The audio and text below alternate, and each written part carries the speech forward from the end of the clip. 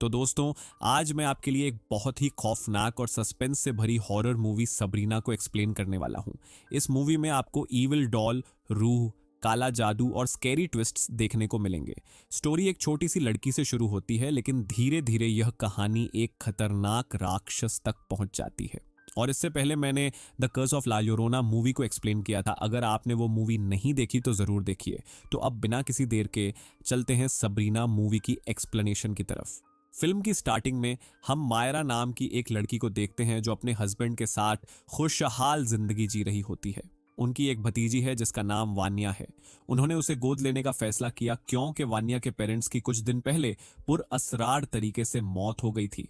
मायरा और एडन वन्या से बहुत प्यार करते हैं, लेकिन वो अब भी अपनी मॉम को याद करती रहती है और हमेशा उदास रहती है।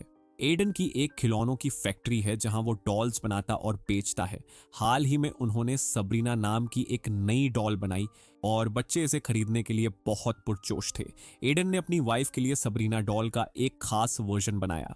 मायरा को एडन का ये गिफ्ट बहुत पसंद आता है। सीन वन्या के स्कूल में बदल जाता है। वहां उसका एक दोस्त चार्ली चार्ली गेम खेल रहा होता है। इस लड़के का नाम डेटो है। वह इस गेम के जरिए अपनी दादी की रूह को बुलाने की कोशिश कर रहा होता है। वानिया ये देखकर हैरान रह जाती है। डेटो वन्या से कहता है कि गेम खत्म करने के लिए उन्हें प्रे करनी होगी ताकि रूहें वापस चली जाएं। डेटो वन्या को एक ऐप के बारे में भी पता है जो रूहों का पता लगा सकता है।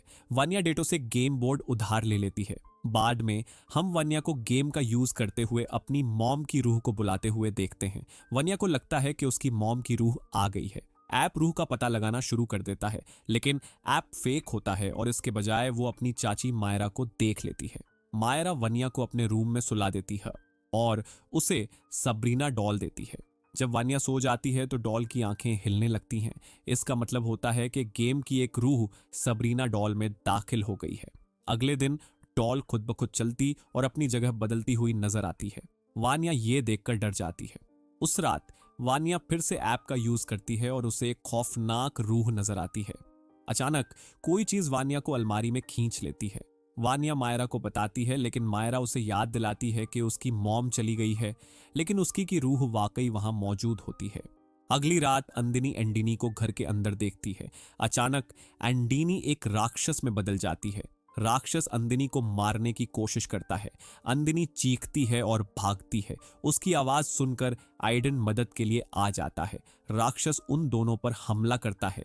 ये उन्हें भागने से रोकता है, लेकिन किसी तरह वो भागने और जिंदा रहने में कामयाब हो जाते हैं। उन्हें एहसास होता है कि उनके घर में एक राक्षस रह रहा है, इसलिए वो गैर मामूली माहिर लोगों मिसेस लारास और उनके शौहर मिस्टर रेनार्ड से मिलने जाते हैं।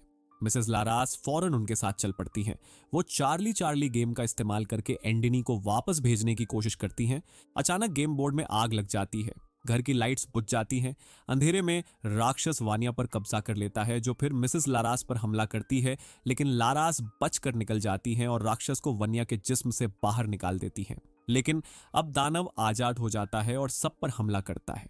वो सब मिलकर मुकाबला करते हैं। मिसेस लारस घर के अंदर राक्षस को फंसा देती हैं, लेकिन वो गलती कर बैठती हैं और सबरीना गुड़िया को अपने साथ ले जाती हैं। राक्षस गुड़िया में दाखिल हो जाता है और उनके साथ भाग जाता है। लारस राक्षस को पहचान लेती हैं और कहती हैं कि उसका नाम बगियाह है।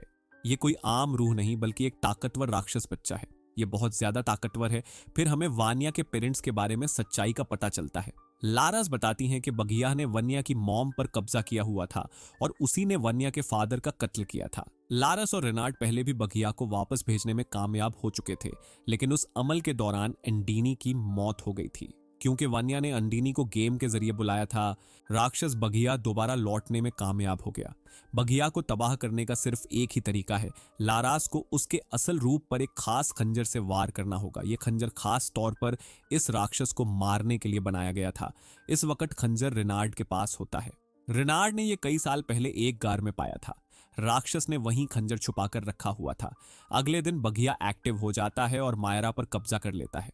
मायरा के जिस्म पर कब्जा करके सब पर हमला करता है, लेकिन वो उसे घर वापस लाने में कामयाब हो जाते हैं। वहां लारस मायरा पर भूत भगाने का अमल करती है।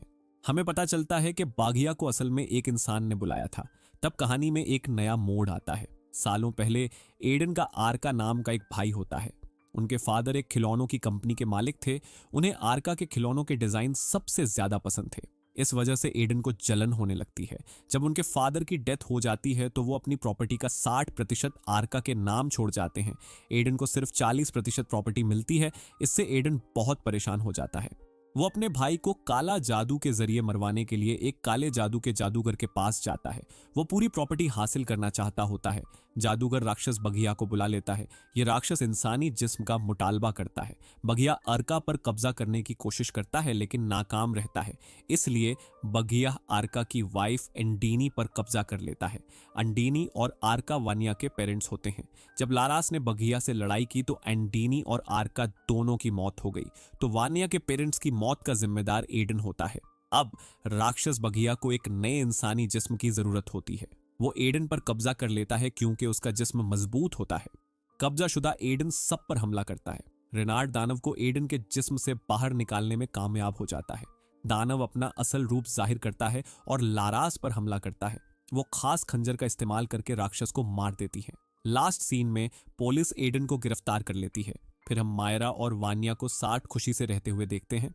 बाद में लारास और रेनार्ड को एक और भटकी हुई गुड़िया के बारे में खबर मिलती है। उन्हें इन्वेस्टिगेशन के लिए एक नया केस मिल जाता है। फिल्म यहीं खत्म होती है।